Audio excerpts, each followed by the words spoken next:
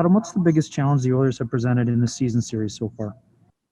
They have a dynamic power play. They've capitalized on, multiple opportunities on that, and kind of just shutting down their two big guys. They always seem to find the score sheet, and that's going to be one of our challenges moving forward, is how to neutralize them a little bit. And I think we have the guys in here. I think we have the team that can do that. So it's going to be kind of working out those kinks moving forward, and get ready for the next two that we play them. We'll go next to Jeff Hamilton from the Winnipeg Free Press. Go ahead, Jeff. Hey, Adam, is Edmonton doing anything to prevent you guys from generating offense over the last 4 games? It seemed like you came out in the first 3 games. You won 2 of them. The third one was that goal that happened the last second there or whatever. But you were scoring in the last 4 games. It seems like they've kind of capped you. Is there anything they're doing differently? Maybe they've tightened up a little bit. I think they're moving the puck effectively through the neutral zone, and it's one of those things. I think just a little off tonight where we had some chances, we had some opportunities to make plays, and whether we missed a pass or kind of just couldn't connect or missed the net. It was one of those nights where it didn't seem like anything was necessarily easy for us. You have to give them credit. They're doing a good job making it tough to get around their net. Smith's made some big saves for them, and they clear the puck when they get their opportunities. So it's one of those things that I think we're going to watch some video. We'll see areas that we can obviously improve upon, and we're going to, and we'll make the necessary adjustments for these next two that we play the Oil. We'll go next to Scott Billick from the Winnipeg Sun. Go ahead, Scott.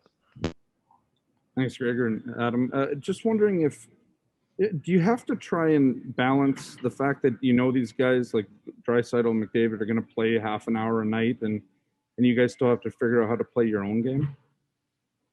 I think it's just being aware of who you're out there on the ice against, and different situations and things like that.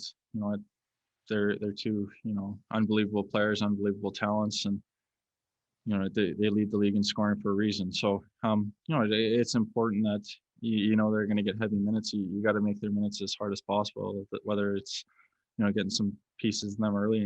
I thought Tucker had a couple great bumps on Connor, and JMO, they did a great job against them early on, and I think that's kind of the way you have to play them. Don't give them a ton of room. Don't force them to kind of have to stop and start, come off the wall with a body on them, and just go from there.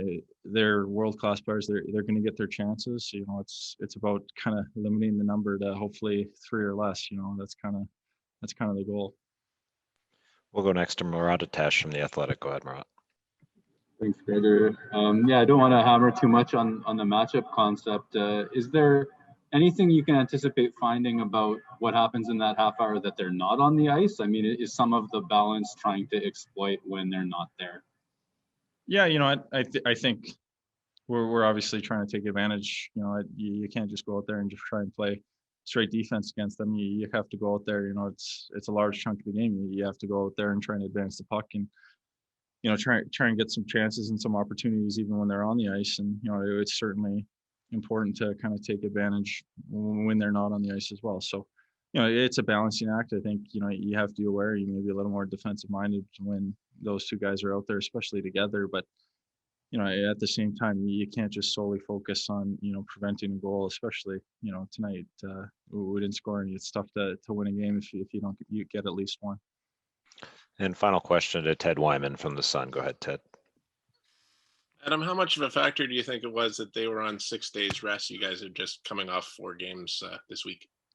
You can't blame anything on that. I think we were I wouldn't say fortunate, but we got a couple days rest. With the Canuck schedule change, so it's not like we had the kind of the schedule that we had previously had. We had a little bit of rest built in. Obviously, it's tough coming off of long road trips and finding your legs, but I thought early on we had some good jump, and they did a good job kind of neutralizing it, playing tight defensively, and they capitalized on their chances.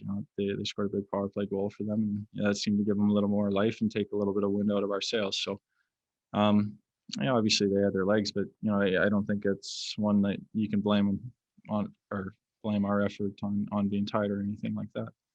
Thank you.